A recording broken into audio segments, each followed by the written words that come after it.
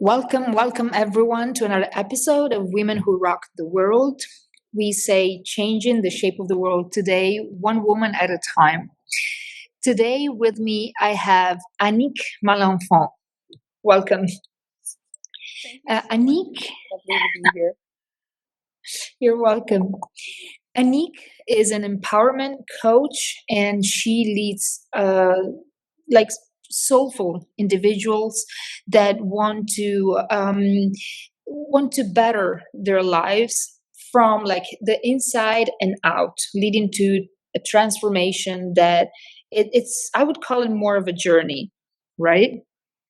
Yes, absolutely. It is a journey, the journey of Um, our evolution. And so I think it really speaks to what you were saying about the show too. It's about evolving ourselves as we evolve the outer world. yeah, and that's amazing. As soon as I heard about you, I said like I gotta have her on this podcast because it's totally what this podcast is about. Women transforming themselves in and out.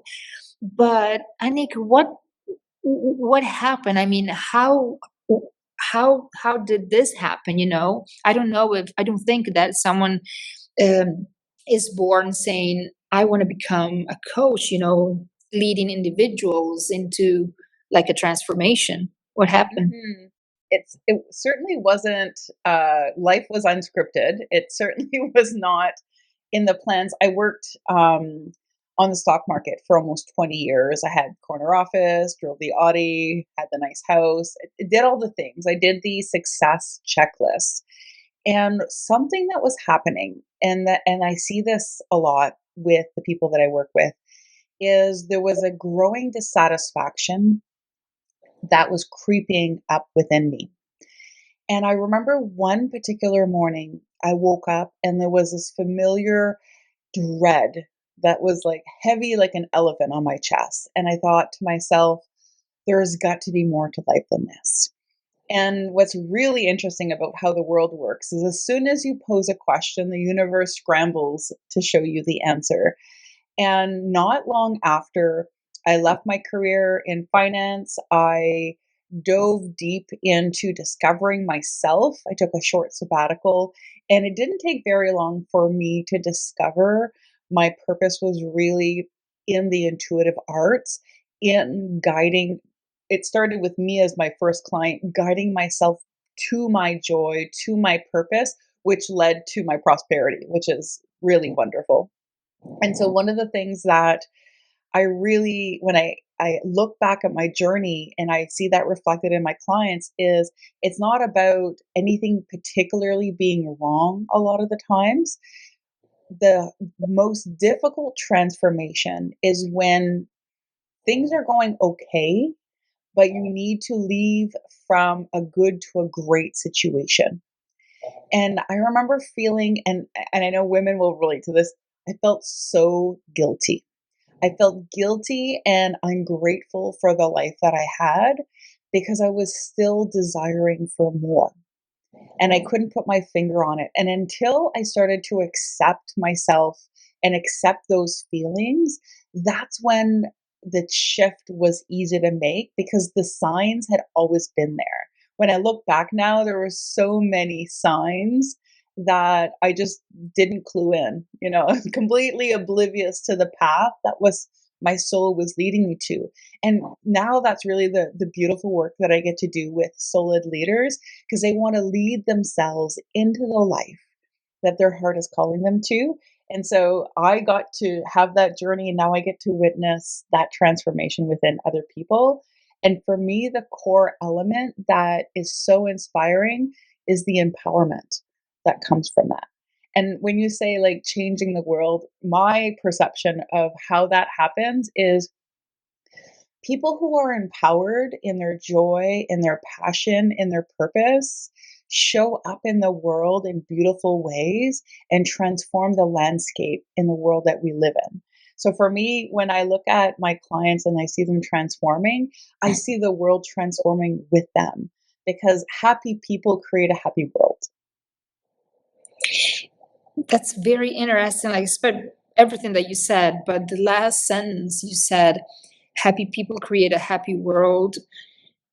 In your opinion, I mean, we're all surrounded by negative people, Mm. and it's not just about the thoughts and the comments, but there's so much negativity in this world. Sometimes, like for myself, I just decide not to watch the news, for instance, Mhm.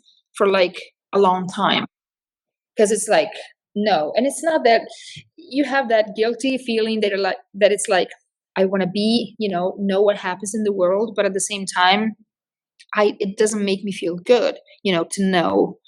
um, but how can we choose the right people for us? How can we choose happy people, in your opinion? I'm I'm gonna bring it back to it starts with choosing your happiness. So I love your example because everybody's faced with that. We're scrolling on Facebook and it's doom and gloom, and we're looking and what happens energetically is we get wrapped up into that frequency. But what we don't realize is when you continue to scroll in the doom and gloom, you're choosing to be in that frequency. So, one of the things and the principles that I really live by it and I embody in my teachings is being the advocate of self. So, if that doesn't make you feel good, that's your indicator in recognizing, all right, well, this might still be happening in the world. However, I get to choose how or if I participate in that energy.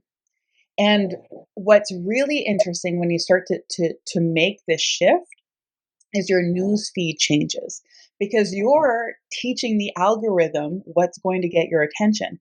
And our brains, whether we like it or not, are hardwired for fear and drama. But the good news is we can rewire our brains, we can reprogram our habits to be attracted to positive supportive things. But that's an intentional decision that we do with awareness of going, hey, I just chose to take my valuable focus and energy and time and invested in the negative when I could just have easily invested in the positive. Because when you look at the destruction and the crime and the crisis in the world, there's also equally the helpers and the compassion and the love and the collaboration happening. So it's really about choosing your focus. And then you just Yeah, advocate for it. yeah, yeah, yeah, yeah.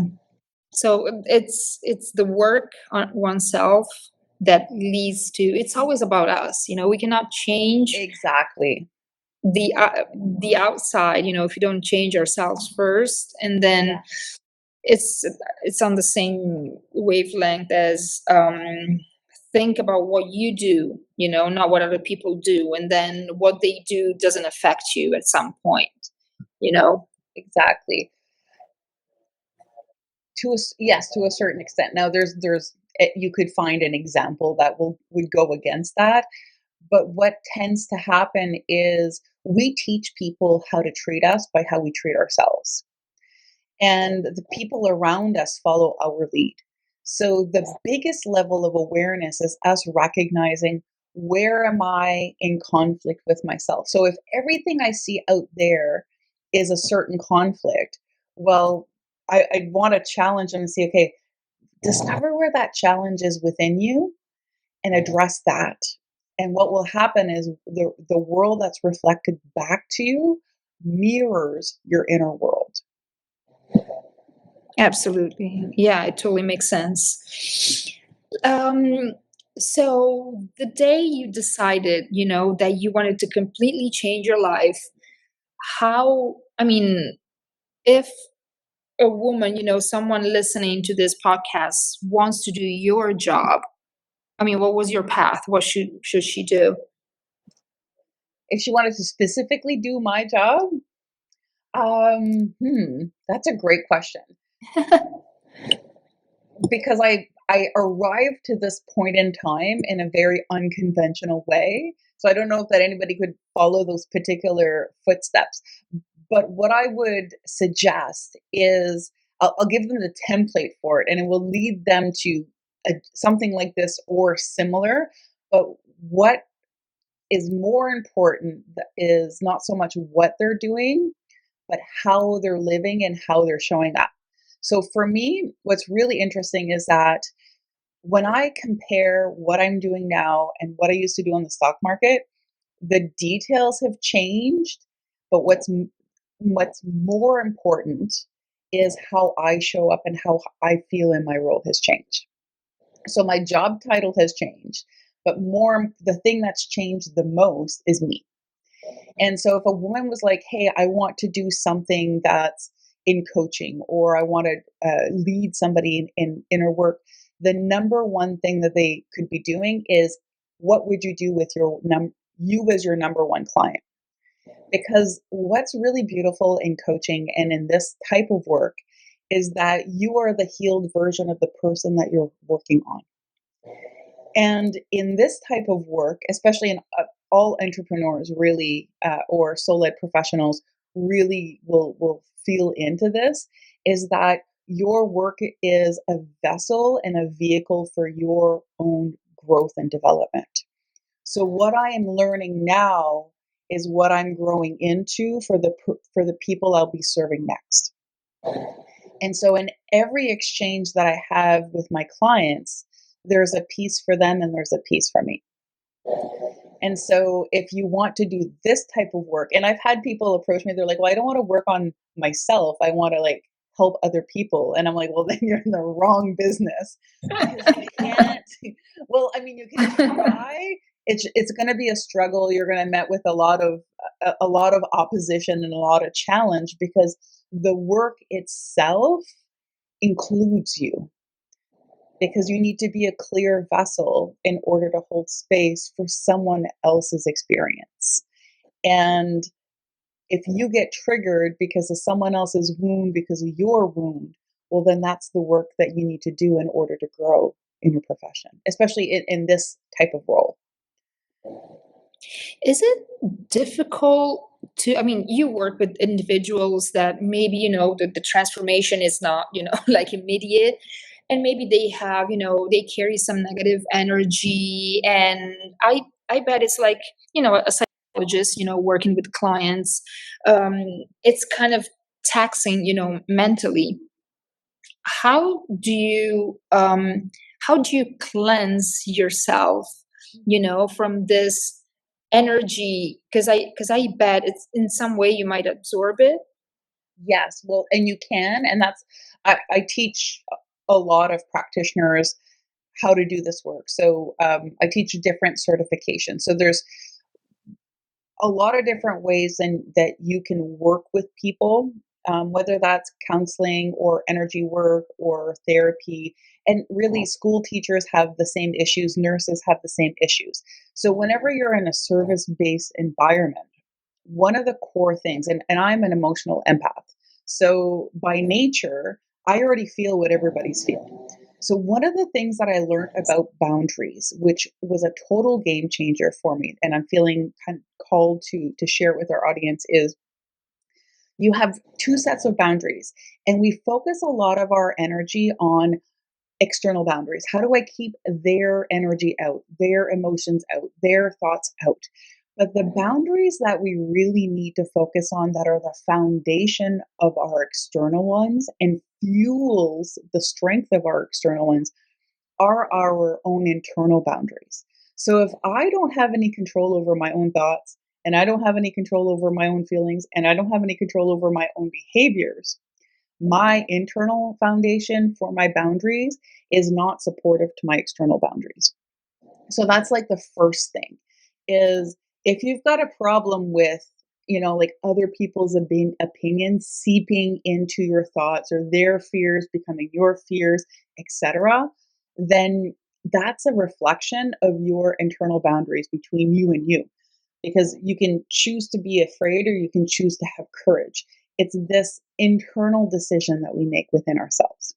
So that's like piece one. But piece two, especially for anybody doing any type of service work where you're really holding energy with each other, is a reframe in how we think about boundaries. And I've written a number of articles specifically on like this topic, but I'll give you the highlights. Many of us think of boundaries as these walls, and I got to clean their energy out, this, that, and the other thing, right? So I got to protect myself from that negativity. And what happens is that we create an opposing energy towards an opposing energy. And so in a way it's like negative, I'm going to like be afraid of the stuff out there. And so in my within my boundaries I'm cultivating all this fear, and then I think it's them that created it. But it was my opposition to their energy. One of the key things that we do is we move into the observer position. Is I can observe someone having an emotional experience. I can recognize it. I can see where they're at, but without becoming part of the story. And so holding that position is a really strong place to be. The second element when we reframe our boundaries is thinking of them as highly advanced filters instead of barriers. So I like to think of um, boundaries as portals to our potential instead of barriers to our wounds or our old stories or the external world. Because as soon as you create a wall, you isolate yourself and you disconnect yourself from your strength. But as soon as you create a filter, you decide what comes in and what goes out. So it's really about changing how our boundaries are structured and how we enforce them. And one of the other really big thing about boundaries is many of us will enforce our boundaries through frustration, fear, or exhaustion. And that's a huge problem because then the only time you're really implementing your boundaries is in a negative energy. So, really shifting how we manage our boundaries from a place of advocacy of self, from self love, and from a place of compassion. Because I like to think of this way. If I have a client that's like stuck in a rut and they're the quicksand, and then I jump in with them, we're both stuck, and I'm not helping. But if I hold solid ground, then I can support them in pulling themselves out. Right. So it's really so all of that applies to boundaries too, right? I know it's a huge topic. We could have a Yeah, whole yeah, show. but it's very definitely interesting, and the concept of self-love, and the fact that no matter what, whether we want to if we want to work on ourselves, but at any level, it all starts from loving ourselves, which sounds so easy because it's like, of course I love myself. Mhm. It's not as easy, especially, because each one of us has different experiences, especially if even if our parents, our caretakers loved us, but sometimes if they didn't love themselves that much, or self-esteem and stuff like that, then it kind of transferred to us. How how do we manage to love and accept ourselves? First steps, of course, the baby steps, because it's more than broad, Yeah, well, boundaries and and stuff like that. yeah, I know. Well, but I love that you brought it back to that because that's love is the foundation and everything else is built on that. And I love that you brought in like our caretakers that either didn't have the capacity. And that's the thing, right? So I would suggest that the first thing that you explore is how was self love modeled for you? And we tend to respond to those situations because all of our programming is developed between like 0 to 7. And so that is the model that you're using still to this day to um, experience self love towards yourself. So if your parent, the only time they took care of themselves was when they were sick, well, then it really dictates your definition of value and worthiness and rest and so many other topics, right? So the first thing is recognize, okay, what is the model that I'm using for self love? And how is it working either for or against me? And one of the techniques that we use in my work is actually dismantling that programming because our human definition of self-love and like the ultimate universal definition of self-love often doesn't match, right? We know consciously, well, this is what I should be doing, but that's not how we feel, and that's not how we react, and that's not what we do. So that shows us what I call the golden gap. It's between the gap between your current pattern and your optimal space of being. And then that's the inner work is, all right, how do I move from this space that I was taught, not on purpose, but we just were parrots when we're kids, right? So we reflect what's been near to us. One of the deepest healings I've had is I look around at my lineage and I'm like, okay, what do I see them doing? That's like, oh, I really wish they would take care of themselves more. I really wish they could, like go to this deep place and let go of their sense of unworthiness. And when I recognize it in my lineage, I go and I'm like, all right, where do I carry that same pattern and how do I express it? Because just because one of my relatives does situation A and has a specific pattern doesn't necessarily mean that I'm going to experience it like them, but I've still got the same seed within me. Yeah, definitely, definitely. Um, I mean, the topic of self-love it alone, it's like so huge, to tackle and going through it because, and as you mentioned at the beginning, women especially, sometimes for the guilt, for like the burden that we have to carry for some reason, that is like way bigger than us. How do you see a difference, from coaching women and men? Mm, we all have inner children. To be honest, like they might respond differently to different approaches. Women tend to gravitate to one approach. Women have a different general style that they're more attracted to than men. But when I work with my clients, what I see a lot is their wounded inner child, right? Because that's where the patterns were created. But one of the things that they all have in common, and coming circling back around to self-love, is the discovery of self-love within ourselves is a letting go of the limitations that have been placed on us through our patterning and our programming and our life experiences and our wounds. Because, and I'll share this with our audience because I know women will really get it. When you look at that little newborn baby, it is oozing love. There is no energy that is not loving in that little baby. And so that is our natural state of being. So we're just like newborns, but bigger, right? With a history. And so to reconnect to self love, what we need to do is unlearn and heal what is disconnecting us from the love that's already there.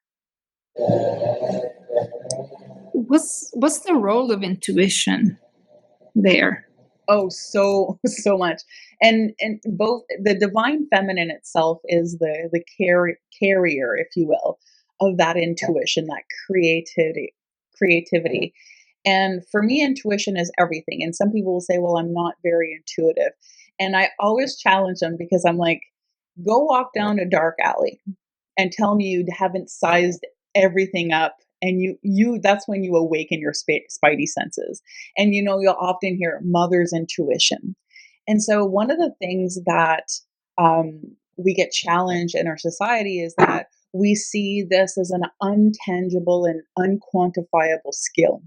But what I've learned in the work that I do is it's one of the most powerful sources of information when we know how to develop that skill and use it in a tangible way. And not to put people in boxes, but women have that natural connection to their intuition because we're such feelers, because of the emotions have a tendency to allow us. And that maybe that's a social upbringing or programming, who knows, right? But there tends to be a natural aversion to, or a natural connection to intuition and females. And when we take time to develop that trust, and I call that developing intuitive discernment, because we always get two sets of data. And one of it will be our survival response, which is our instinct. And the other will be our intuition, which is our higher mind, our broader knowing. You know, when you're a mom and you're like, I feel like I gotta go check on my kid, or you just know the phone rings, you already know who it is, right? So it's actually using that beyond that basic capacity, and using that intuition. And what's really powerful is that your intuition will lead you to your ideal job, to your ideal mate. It will lead you to your healing that you need in order to access and expand into self love, because that higher mind, your soul, knows everything you need to know. And so, in a way, everything that you need is already inside of you. And intuition is the portal to access that wisdom. So it's like, for me, it's really important.